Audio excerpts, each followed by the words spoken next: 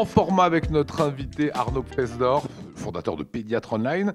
Et vous publiez, Arnaud, cet ouvrage très intéressant. Alors, c'est un pavé quand même. Votre enfant de 0 à 16 ans, mais c'est vrai qu'il y a tant à dire sur nos enfants. Et vous le faites par tranche d'âge.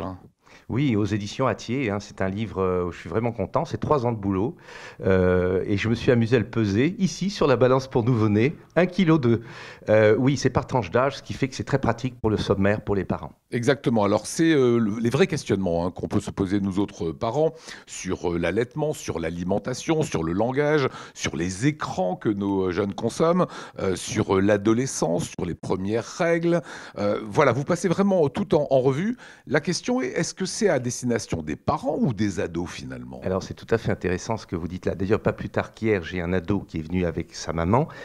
Et il a louché sur le livre, il l'a vu, ils ont pris le bouquin parce que lui avait envie de le lire. On va prendre quelques sujets comme ça. La vaccination, c'est évidemment d'actualité avec la pandémie et le Covid. Vous parlez à propos de vaccination, des traumatismes pour certains. Comment est-ce qu'on peut dire aujourd'hui à des enfants de 7-8 ans, mais à des jeunes aussi qui ont 14-15 ans, allez vous faire vacciner? La vaccination, c'est un sujet extrêmement complexe parce qu'il fait appel à des peurs internes, parfois qui ne sont pas du tout objectives. C'est la peur de la seringue? Alors, il y a la peur du contenu, c'est-à-dire de l'effet sur l'enfant, ça c'est plutôt les parents. Il y a la peur de la piqûre, ça c'est plutôt chez les plus grands. Et dans ces cas-là, il faut les préparer, on leur explique pourquoi on va faire un vaccin. Et puis, il y a aussi les paroles qui sont parfois prononcées par les parents. Et régulièrement, je vois des petits nourrissons auxquels je vais faire une piqûre. Chez le nourrisson, on fait dans la cuisse. Chez le plus grand, à partir de 1 an, on fait dans le deltoïde ici. Où tout d'un coup, au moment où je vais faire la piqûre, le parent va dire « Oh, le docteur va pas te faire mal ». Oui, d'accord, le mal est fait. Le mal est fait. Ouais. Et donc, on explique. C'est pas seulement la piqûre, mais il faut aussi expliquer aux parents « Attendez, il y a des choses peut-être qu'il ne faut pas dire ou il faut les dire autrement. » Sur la gestion des écrans, alors c'est intéressant parce qu'effectivement, on peste tous avec nos enfants en disant « Arrête d'être sur ton ordinateur », sauf qu'ils font comme nous, quoi.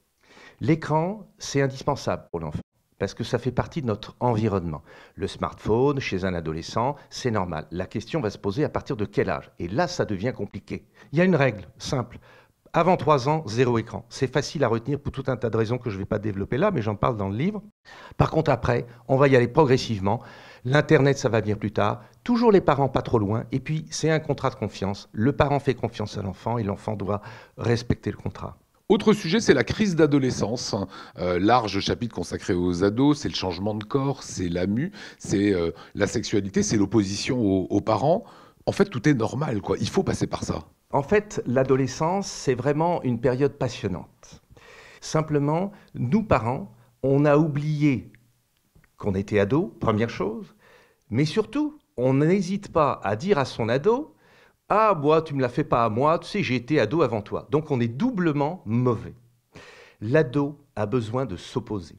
Il a besoin de transgresser. C'est la seule façon qu'il va avoir pour se construire. C'est extrêmement important. Il faut laisser l'enfant se cogner un peu, aller se confronter à certaines choses. Il ne veut pas être encore adulte, mais en même temps, il ne veut plus être enfant. Il ne veut pas faire comme les parents parce que ce n'est pas forcément le modèle. Il veut montrer qu'il existe et qu'il a quelque chose à apporter à ses parents. Donc au fond, votre ado, montrez-lui que vous vous intéressez à ce qu'il fait. C'est ça l'objectif. Premières érections.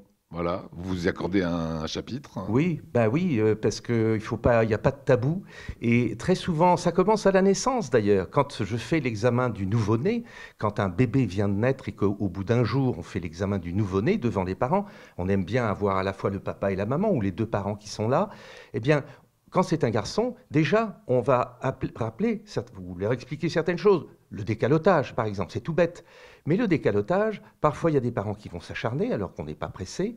Et ensuite, on voit des mamans qui viennent, le bébé a 6 mois, 3 mois, 1 an, et à nous dire « Ah, écoutez, docteur, je suis un peu gêné, mais parfois, il a des... » Vous voyez ce que je veux dire? Ouais. Les gens n'osent pas utiliser les bons mots. Ouais. Et il faut très vite, avec un enfant, utiliser les bons mots. On ne dit pas foufounette, machin, truc muche. Il faut utiliser vulve, il faut utiliser pénis. C'est important, sinon après, c'est l'adulte qui a une vision d'adulte sur le sexe de son enfant et tout de suite, il y voit de la sexualité alors que ça n'est pas le cas. Et il va comprendre comment ça se passe, pourquoi ça arrive et comment réagir. Voilà, vous évoquez évidemment aussi les premières règles pour les jeunes filles. Les premières règles, c'est très important parce qu'il y a des jeunes filles qui ont leurs premières règles relativement tôt. On le voit un peu plus maintenant. On a souvent souvent une espèce de précocité qui est en train de s'installer par rapport à il y a 20 ou 30 ans.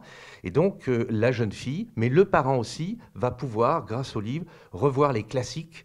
Qu'est-ce qu'on peut faire? Et puis, du coup, en profiter pour parler contraception. Il ne faut pas hésiter.